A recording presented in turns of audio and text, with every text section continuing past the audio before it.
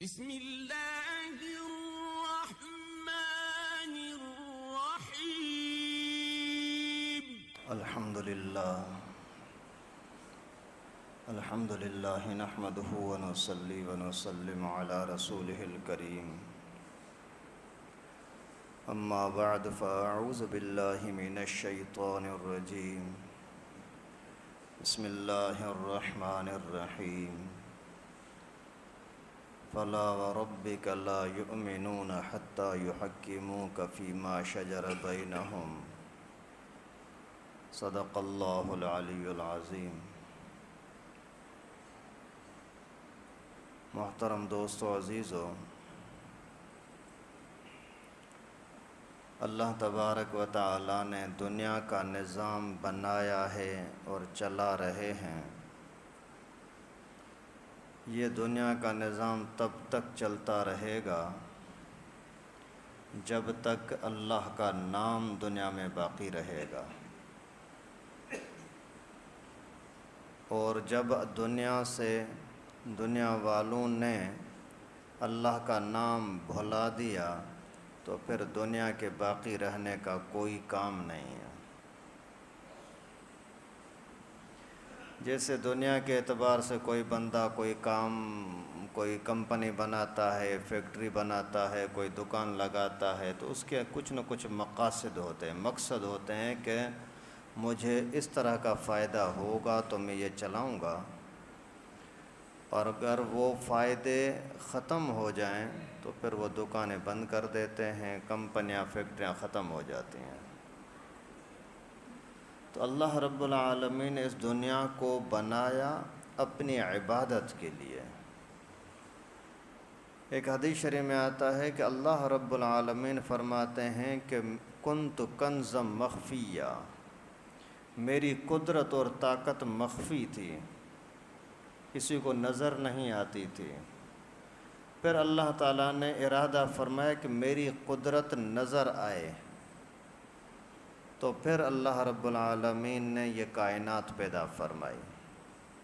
پہلے زمین، آسمان، کوئی مخلوق کچھ بھی نہیں تھا، پھر اللہ رب العالمین نے ان سب کو پیدا کیا۔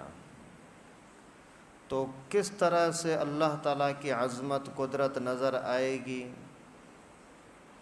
زمین کو دیکھو، اللہ کی قدرت نظر آ رہی ہے، آسمان ہے، انسان ہے، ہر چیز، لیکن یہ ساری قدرت کی نشانیاں بولنے والی نہیں ہیں، بغیر بولنے کے اللہ تعالیٰ کی تعریف کر رہی ہیں، جو کسی کو سمجھ بھی نہیں آ رہی۔ پھر ان سب کے اوپر اللہ تعالیٰ نے زیادہ پاور والا، طاقت والا بنایا انسان کو، اور اس کے بعد پھر جنات ہیں۔ وَمَا خَلَقْتُ الْجِنَّ وَالْإِنسَ إِلَّا لِيَعْبُدُونَ۔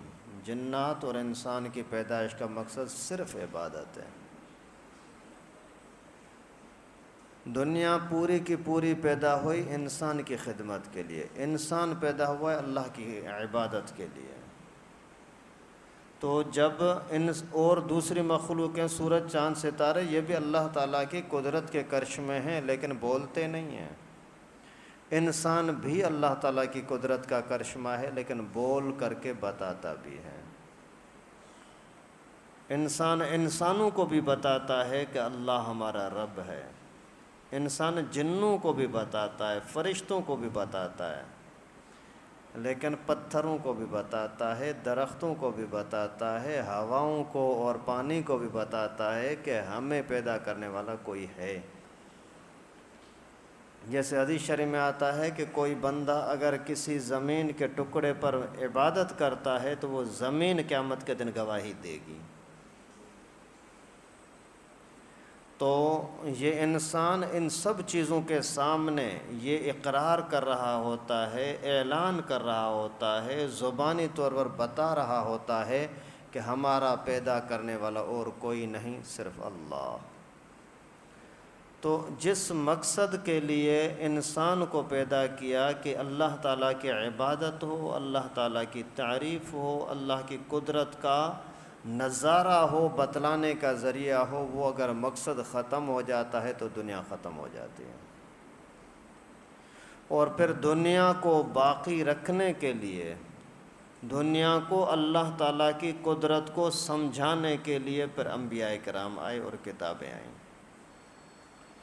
آخری نبی ہیں حضرت محمد مصطفیٰ صلی اللہ علیہ وسلم۔ وہ جیسے ہی ہم سے یعنی زمانہ دور ہوتا جا رہا ہے، اس طرح سے اندھیرا زیادہ پھیلتا جا رہا ہے۔ اللہ کے نبی صلی اللہ علیہ وسلم ہوئے ایک طرح کی روشنی، اللہ کے نبی نور ہیں، روشنی ہیں، تو وہ روشنی سے جتنا جتنا زمانہ دور ہوتا جا رہا ہے اتنا اتنا اندھیرا پھیلتا جا رہا ہے۔ پہلے زمانے کے اندر اتنے مظالم شاید نہیں ہوتے ہوں گے جو آج کے زمانے میں ہو رہے ہیں۔ کس کس طریقے سے انسان درندوں سے زیادہ گندا بن گیا ہے۔ درندے بے عقل، صرف اپنے حرص اور ہوس کے پجاری جاندار درندے، وہ بھی اتنا ظلم نہیں کرتے جتنا آج انسان کرنے لگے ہیں۔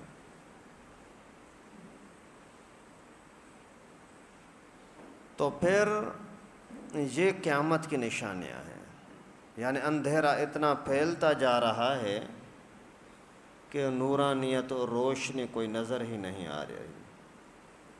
تو اسی اندھیرے کو بچانے کا ذریعہ بھی اللہ تعالیٰ نے، اندھیرے کو ختم کرنے کا ذریعہ بھی اللہ تعالیٰ نے خود بتایا ہے۔ وہ ہے قرآن اور سنت رسول۔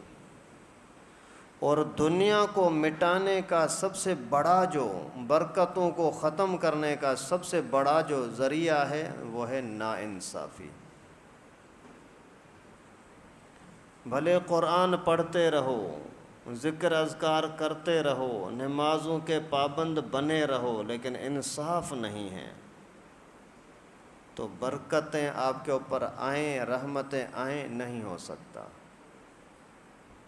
ان اللہ یأمر بالعدل، اللہ رب العالمین عدل کا حکم فرماتے ہیں کہ انصاف کرو۔ حدیث شریف میں آتا ہے کہ کسی مجرم کو اس کے جرم کی وجہ سے انصاف کرتے ہوئے حد لگاؤ تو یہ 40 دن کی بابرکت بارش سے زیادہ فائدہ مند ہے۔ ایک چور پکڑا گیا، اسی کا ہاتھ کاٹ دو۔ زانی پکڑا گیا، اسی کو لوگوں کے سامنے سنگسار کرو، پتھر مار مار کر کے اس کو قتل کرو۔ کوئی لاش ملی، قاتل کو ڈھونڈ ڈھونڈ کر کے اسی کو اسی طرح سے قتل کرو۔ کسی نے کسی کا پیسہ کھایا، اسی کو انصاف دلاؤ۔ کسی نے کسی پر تہمت لگائی، 80 کوڑے لگاؤ۔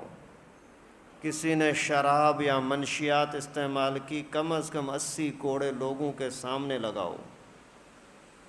یہ کہلاتی ہیں حدود، حد۔ اگر کسی ایک مجرم کو، ایک چور کو، ایک شرابی کبابی زانی قاتل کو حد لگائی جائے، 40 دن والی برکت والی بارش، اس کے اندر اتنا نفع نہیں ہو سکتا جتنا ایک حد کے اندر نفع ہوتا ہے۔ آپ اندازہ کریں، اگر آپ کی زمینیں ہیں، باغات ہیں، بنجر پڑے ہوئے ہیں، بالکل کسی کام کی نہیں ہے، درخت سوکھ چکے، زمین کے اندر سے فصل اگنے کی کوئی صورت نظر ہی نہیں آ رہی، ایسے موسم کے اندر آپ دیہاتی لوگوں سے پوچھو بارش کے لیے کیسے ترستے ہیں۔ تو ایسے وقت کے اندر اگر ایسی بارش برسے جو آپ کے درختوں کو بھی سرسبز کر دے، زمین کو بھی طاقتور بنا دے، اور آپ جو بالکل زمین سے بظاہر نا امید تھے، ابھی ہزاروں لاکھوں من ٹن گندم اور فروٹ اور میوہ جات آپ کو مل رہے ہیں، تو یہ کتنی بڑی خوشی کی بات ہے اسی بارش کی وجہ سے۔ لیکن یہ آپ کو اربوں خربوں روپے کا فائدہ ملا، پورے علاقے کے اندر ہریالی پھیل گئی، اس میں اتنی برکت نہیں، اتنا فائدہ نہیں جتنا ایک چور کا ہاتھ کاٹنے کے اندر فائدہ ہے، اللہ کے نبی کا فرمان ہے۔ اور جہاں کہیں حدود کو چھوڑا جاتا ہے، توڑا جاتا ہے، پھر اسی طرح سے پھر بے برکتی اور مصیبتیں بھی آتی ہیں۔ پتہ لگا یہ چور ہے، اس نے زنا کیا ہے، اس نے قتل کیا ہے، قاتل یہ ہے، آپ کو پتہ ہے، لیکن اس کے باوجود آپ اس کو سزا نہیں دے رہے، اس کو حد نہیں لگ رہی، تو پھر 40 دن کی عذاب والی بارش سے زیادہ خطرناک اللہ کی طرف سے عذاب آئے گا۔ اگر 2 دن کی بارش اگر بھاری آ جاتی ہے، سخت آ جاتی ہے، تو ایسے چھتیں اڑ جاتی ہیں، کئی لوگ بہہ جاتے ہیں، کوئی کرنٹ کے بہانے، کوئی ایکسیڈنٹ کے بہانے، کوئی چھت گر گئی، کوئی ایک حادثہ ہو گیا، دوسرا حادثہ ہو گیا۔ 40 دن کی سخت خطرناک نقصان دہ بارش ہو جائے، اس میں اتنا نقصان نہیں جتنا ایک مجرم کو سزا نہ دینے کے اندر اللہ کی طرف سے عذاب آتا ہے۔ پھر وہ عذاب اسی طرح کا ہوتا ہے، یہ مہنگائی کی صورت میں، بد امنی کی صورت کے اندر، بے سکونی بے چینی کی صورت کے اندر، جہاں جہاں اسلام جتنا زیادہ ہوگا اتنی برکتیں زیادہ ہوں گی۔ حضرت پیران پیر نے، شیخ عبد القادر جیلانی نے ایک روایت نقل کی ہے کہ قیامت کے دن سارے انبیاء کرام اپنے امت کے اعمال اللہ تعالیٰ کے سامنے پیش کریں گے، یا اللہ میری امت کا یہ عمل بڑا اچھا تھا، میری امت کا یہ عمل بڑا اچھا تھا۔ اور حضرت محمد مصطفیٰ احمد مجتبیٰ سرور کائنات صلی اللہ علیہ وسلم اپنی امت کے عمل کے لیے حضرت عمر رضی اللہ تعالیٰ عنہ کو پیش فرمائیں گے کہ میری امت کے اندر عدل اور انصاف جو قائم ہوا یہ اسی عمر نے قائم کیا تھا۔ تو جہاں کہیں عدل اور انصاف ہو وہاں پھر بے سکونی، بے چینی، بد امنی اور بے برکتی نہیں ہوتی۔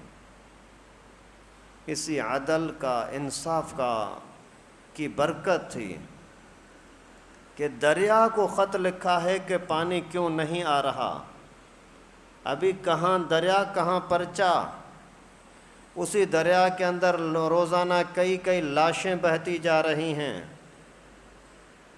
کئی مردار پڑے بہتے جا رہے ہیں۔ ابھی اتنے بڑے لاشوں کے سامنے، اتنے بڑی مچھلیوں کے سامنے، اتنے بڑے پانی کے سامنے ایک کاغذ کے ٹکڑے کی کیا حیثیت ہے؟ لیکن اسی دریا کو پرچہ بھیجتے ہیں کہ کیوں نہیں بہتا، کیا میں نے اس زمین پر انصاف نہیں کیا؟ پانی بہنا شروع ہو گیا۔ یہ عدل اور انصاف۔ صنعاء کی عورت، سینکڑوں میل دور کی عورت، اکیلی تنے تنہا سفر کر کے نکلتی ہے مدینہ کی طرف، مکے کی طرف، چلتے چلتے چلتے کوئی بندہ اسی کو ہاتھ لگانے والا نہیں، کوئی اس سے پوچھنے والا نہیں، انسان تو انسان، کسی درندے نے راستہ نہیں روکا۔ جب قریب آئی تو پھر ایک آدمی نے اس کو آواز دی، کون ہے؟ حیرت کے اندر اس عورت نے آواز دے کر کے چلا کر کے بولا، لگتا ہے عمر مر گیا، عمر فوت ہو چکا ہے، ورنہ میں اتنے دور کے سفر سے آ رہی ہوں، کہیں راستے کے اندر نہ درندے نے میرا راستہ روکا، نہ کسی انسان نے راستہ روکا، ابھی یہ کون غنڈا میرے سامنے آ گیا مجھے پکڑنے والا اور پوچھنے والا۔ حضرت عمر فاروق رضی اللہ تعالیٰ عنہ نے فرمایا کہ اماں میں تیری عزت کا محافظ ہوں، حفاظت کرنے والا عمر ہوں۔ انصاف اتنا قائم کیا تو پھر برکتیں بھی ایسی آتی تھیں۔ برکتیں بھی آتی تھیں. اور اگر انصاف نہیں ہے، اچھا اسی زمانے کے اندر ایک بندہ قتل ہو گیا، گم ہو گیا، لوگ پریشان، پتہ نہیں کہاں ہے. حضرت عمر نے حکم فرمایا کہ مجھے قاتل ہر حال میں چاہیے، پتہ ہی نہیں، یہ بندہ چاہیے، بندہ مل نہیں رہا، بہت ڈھونڈا نہیں ملا. آخر دور کہیں پتہ لگا کہ وہاں کوئی چیلیں اوپر اڑ رہی ہیں. وہاں گئے سرکاری جاسوس، جا کر کے معلومات کیا کہ وہاں کوئی کنواں ہے، گہرا کنواں، اسی کے اوپر یہ اڑ رہی ہیں. اندر جو گیا دیکھا کہ وہاں کوئی لاش پڑی ہوئی ہے. لاش کو تو نکالا گیا.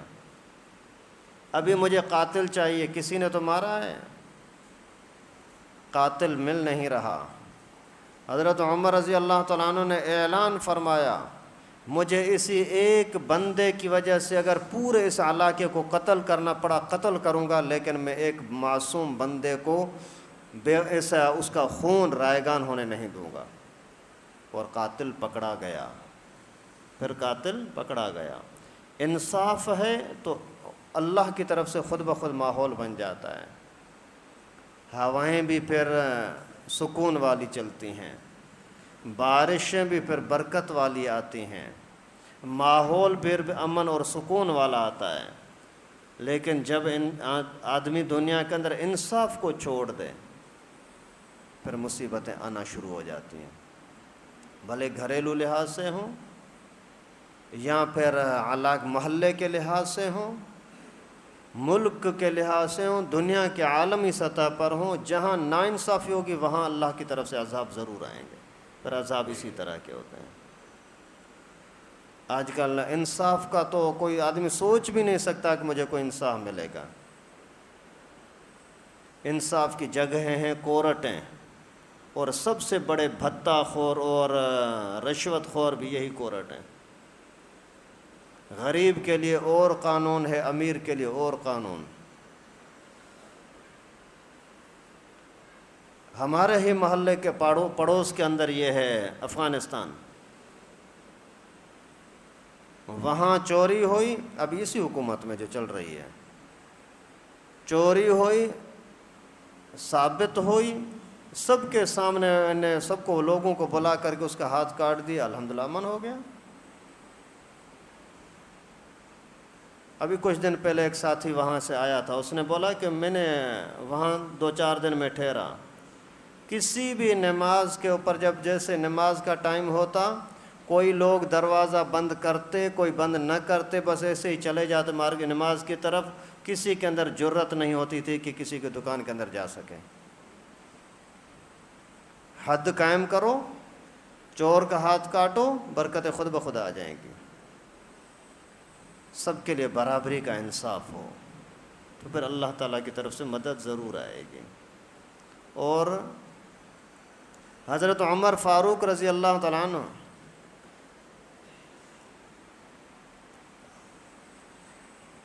ایک مسجد نبوی کے قریب ایک گھر تھا، گھر کا پرنالا، اس کا پانی، بارش کا پانی مسجد کی طرف آتا تھا. مسجد کا صحن بڑا تھا اور اسی نے ایسے ہی بنا دیا تھا. حضرت عمر کو یہ اچھا نہ لگا اور حکم فرمایا کہ اس کو ختم کر دو. سرکاری لوگ گئے، جا کر کے اسی پرنالے کو نکال کر کے دوسری طرف کر دیا. وہ بندہ چلا گیا جج کے پاس، کورٹ میں، میرے ساتھ ناانصافی ہوئی ہے. کس نے کی ہے؟ امیر المومنین نے کی ہے. کون امیر المومنین؟ جس سے شیطان بھی بھاگتا ہے. اتنا روب دبدبے والا بندہ، اس کی شکایت گئی ہے.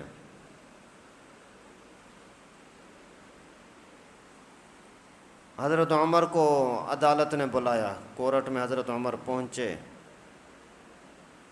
آج کسی میں جرت ہے کسی منسٹر کو اپنے پاس بلا سکے، کسی وزیر کو اپنے پاس بلا سکے؟ خود ہی اتنے مجرم ہوتے ہیں. وہاں کے افغانستان کے جج ہیں عوام کے ساتھ. وہاں کے ابھی 15 اگست کو انہوں نے اپنا یوم آزادی منایا، تو فوج اور عوام سارے مل کر کے موٹر سائیکل پر ادھر ادھر گھوم رہے ہیں اور ذکر و اذکار کر رہے ہیں اور نعرے تکبیر کے نعرے لگا رہے ہیں۔ منصف انصاف کرنے والے ہیں تو ان کو خطرہ نہیں ہے۔ یہاں کے لوگ مجرم ہیں تو اپنے آپ کو بچانے کے لیے کروڑوں اربوں روپے خرچہ کر رہے ہیں، ہماری سیکورٹی اپنے اوپر لگا رہے ہیں کہ ہمیں کوئی نہ چھیڑے اور کچھ نقصان نہ دے۔ وہ حضرت عمر فاروق رضی اللہ تعالیٰ عنہ تھے، بیرون ممالک کے کچھ لوگ سفیر آئے، عمر سے ملنا ہے۔ کون عمر؟ جو آپ کا حاکم ہے، جس کا رعب پوری دنیا کے اندر چھایا ہوا ہے۔ لوگوں نے بولا کہ مسجد میں ہوگا، نہیں مسجد میں تو نہیں ہے، تو باہر دیکھو کہیں نہ کہیں کسی درخت کے نیچے بیٹھا ہوگا۔ وہ ڈھونڈتے ڈھونڈتے گئے، جا کر کے دیکھا کہ ایک درخت کے نیچے ایک پتھر کو تکیہ بنا کر کے وہاں سویا ہوا ہے۔ انصاف کرو تو دل میں بھی ایسا سکون، ماحول میں بھی ایسا سکون۔ ناانصافی کرو تو ہزاروں سیکیورٹی والے آپ کے ارد گرد میں کھڑے ہوں، سوال ہی پیدا نہیں ہوتا کوئی اندر آ سکے، لیکن اس کے باوجود نیند نہیں آئے گی، ڈر رہا ہوگا پتہ نہیں کوئی آ نہ جائے، یہ نہ ہو جائے، یہ نہ ہو جائے، اور تو اور میرا گن مین باڈی گارڈ نہ مجھے شوٹ کر دے۔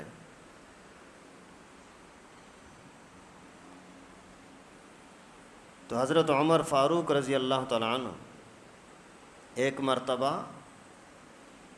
بیان کر رہے تھے، جمعے کا خطبہ، ہزاروں لوگ سامنے ہیں، اور وہاں ایک بندہ کھڑا ہو کر یہ کہتا ہے، پہلے اپنی صفائی پیش کرو پھر بیان کرو، کوئی ڈانٹ ڈپن نہیں، کوئی لڑائی جھگڑا نہیں، ہاں بولو کیا پوچھنا چاہتے ہو۔ بولتا ہے کہ مال غنیمت کے اندر جو مال تقسیم ہوا ہے، کپڑے چادریں تقسیم ہوئی ہیں، وہ ہر بندے کے حصے میں ایک چادر آئی ہے۔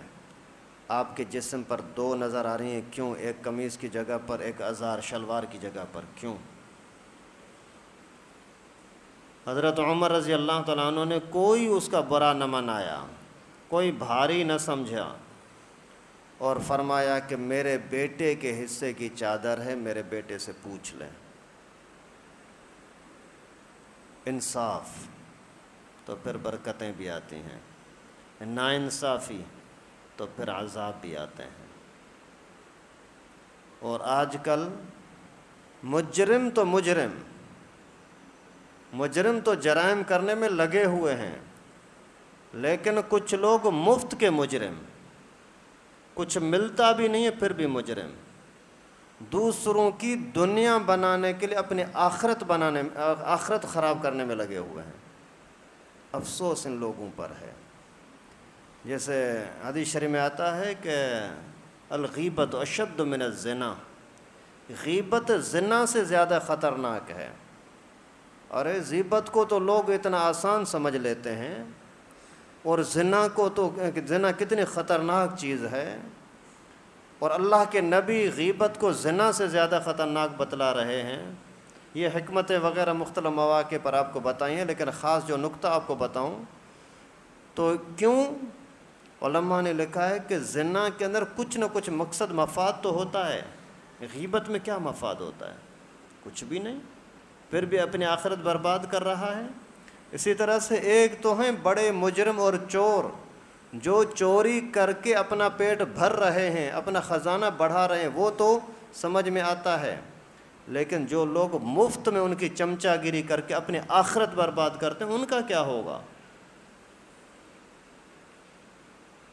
تو جب تک ہم اپنی سطح سے محنت نہ کریں، کام شروع نہ کریں، صرف زبانی باتوں پر کہ ہاں ہو جانا چاہیے، اس میں نہیں ہوتا، عملی کردار دکھانا ہوگا۔ ان مجرموں کو سائیڈ پر کرنا ہوگا جو اس طرح سے ظلم کرتے ہیں، جو ملک کو لوٹنے والے ہیں ظالم، جو محلے کی سطح پر ہمارے امن کو لوٹنے والے ہیں، جو ہمارے حقوق کو چھیننے والے ہیں ظالم۔ ان کے خلاف جب تک ہم میدان میں نہیں آئیں گے تب تک ملے گا کچھ بھی نہیں بھائی.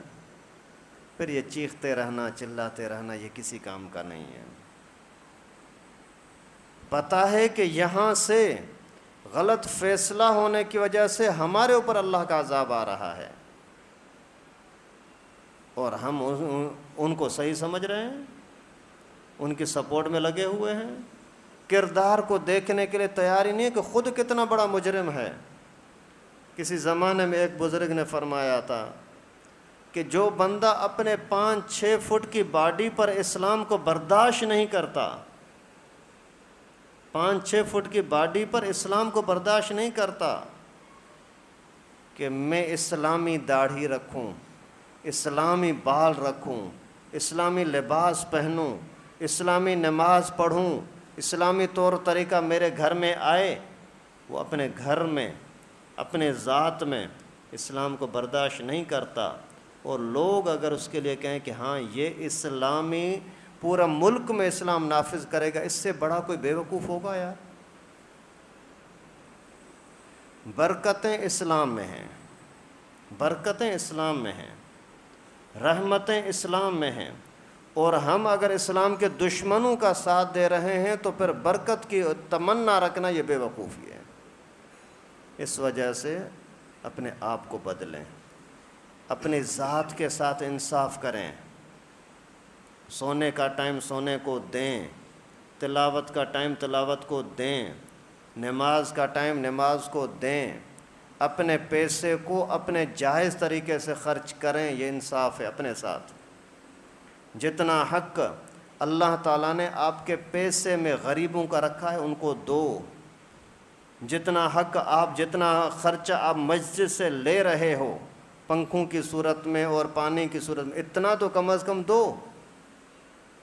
جتنا اللہ تعالیٰ نے آپ کے آنکھوں کے اندر قرآن پاک دیکھنے کا حق رکھا ہے, زبان کے اندر دین بولنے کا حق رکھا ہے, اتنا تو انصاف کرو. اپنی بیوی کے ساتھ ماں کے ساتھ انصاف تو کرو. ماں کو نکال دیتے ہو گھر سے کہ جاؤ اپنی بیٹی کے پاس جا کر کے ٹھہر, میرے بچے تجھے پسند نہیں کرتے, میری بیوی کو آپ اچھی نہیں لگتی, تو ظالم تو یہاں تو انصاف کر, پھر برکتیں آئیں گی نا. آپ جہاں کر سکتے ہو وہاں بھی انصاف نہیں کر رہے تو پھر برکتیں کہاں سے آئیں گی. اگر تھوڑا سا کسی کو منصب ملتا ہے فرعون بن جاتا ہے. کسی نے لکھا کہ اگر آپ کو فرعون کو دیکھنا ہے تو پرانے زمانے میں جانے کی ضرورت نہیں ہے, آج بھی کسی سرکاری آفس کے اندر چلے جاؤ, کسی بھی صاحب منصب کے پاس چلے جاؤ, آپ کو فرعون وہاں نظر آ جائے گا. نادرا میں چلے جاؤ, تھانے میں چلے جاؤ, اسپتال میں ڈاکٹروں کے پاس چلے جاؤ, ویسے ہی پرائیویٹ ڈاکٹروں کے پاس جو ہمارے مزدور ہیں, ہم سے پیسے لیتے ہیں. ڈاکٹر پیشنٹ کا مزدور ہے. اگر آپ نے کسی بندے کو خریدا, بھائی آج کے 8 گھنٹے آپ کے میں خریدتا ہوں, آپ کو شام کو 1500 روپے دوں گا, لیکن آپ کو یہاں میرے گھر کا کام کرنا ہوگا. وہ اگر آپ کے پاس آ کر کے بیٹھ جائے, آپ اس کو چھوڑو گے ہاں بیٹھا رہے سویا رہے؟ نہیں, کیونکہ آپ نے اس کا ٹائم خریدا ہے. تو یہ ڈاکٹر کے پاس آپ جا کر کے 200 500 1000 روپے فیس دے کر کے آپ اس کو خریدتے ہو کہ آپ میرا یہ کام کرو گے, آپ میرے مزدور ہو. لیکن وہاں جاؤ, اس سے صرف اتنا پوچھو کہ بھائی بتاؤ تو صحیح بیماری کون سی ہے, بولتا بس یہ دوائی ہے جا کر کے کھاؤ. اس سے بڑے فرعون اور کون ہوں گے؟ تو پھر ایسا جب ظلم شروع ہوگا تو اللہ تعالیٰ کی طرف سے برکتیں نہیں آتی. ہر بندہ اپنے حد کے اندر بڑا فرعون بنا ہوا ہے, ظالم بنا ہوا ہے, اور پھر برکتیں بھی مانگتا ہے, یا اللہ ہمارے اوپر رحم کر. چور چوری کرنے کے لیے گیا, وہاں جا کر کے چوری کر کے نکل رہا تھا اور پتہ لگا کہ گھر والے جاگ گئے ہیں, اور بھاگا اپنے گھر پہنچ گیا. آ کر کے بولتا ہے اللہ نے بچایا ورنہ آج میں پکڑا جاتا. ارے ظالم, یعنی آپ جتنے قدر آپ کا بس صحیح اختیار اتنے قدر تو اپنے آپ کو مسلمان بناؤ، پھر برکت کی امید بھی رکھو نا۔ اگر نظام عمر، نظام عدل ہمارے پاس ہوگا تو برکتیں آئیں گی، یقیناً آئیں گی، اور اگر نہیں تو پھر برکتوں کی امید نہ رکھیں، پھر سکون کی امید نہ رکھیں۔ جب برکتیں آتی ہیں نا تو یہی تمہارا خربوز تربوز اتنا بابرکت بن جاتا ہے کہ ایک خربوز کو 10 بندے 20 بندے کھائیں لیکن وہ ختم نہیں ہوتا۔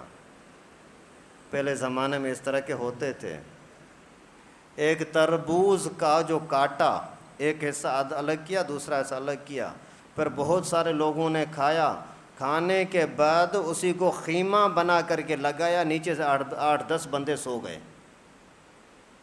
اتنی برکتیں آ جاتی ہیں۔ اور اگر ہم اپنے آپ کے ساتھ بھلائی نہیں چاہتے تو پھر اللہ تعالی ہمارے ساتھ کیا بھلائی چاہیں گے؟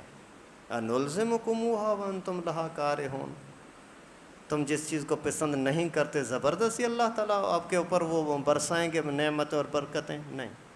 اللہ تعالیٰ سے دعا ہے کہ اللہ پاک ہم سب کو دین کو، اپنے آپ کو سمجھنے کی توفیق نصیب فرمائے۔